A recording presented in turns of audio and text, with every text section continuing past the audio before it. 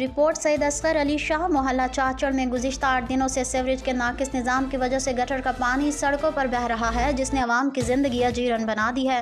ये मसला न सिर्फ इलाके की खूबसूरती को मुतासिर कर रहा है, बल्कि स्कूल जाने वाले बच्चों, नमाजियों और रोज़मर्रा के कामों के लिए निकलने वाले अफराद को भी शदीद मुश्किलात का सामना है।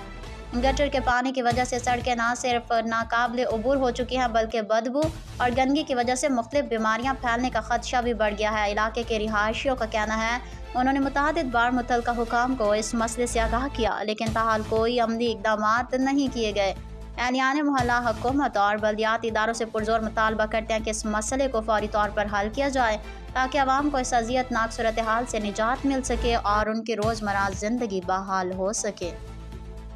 जी, हम इस वक्त चाचड़ मोहल्ला डहरकी में मौजूद हैं।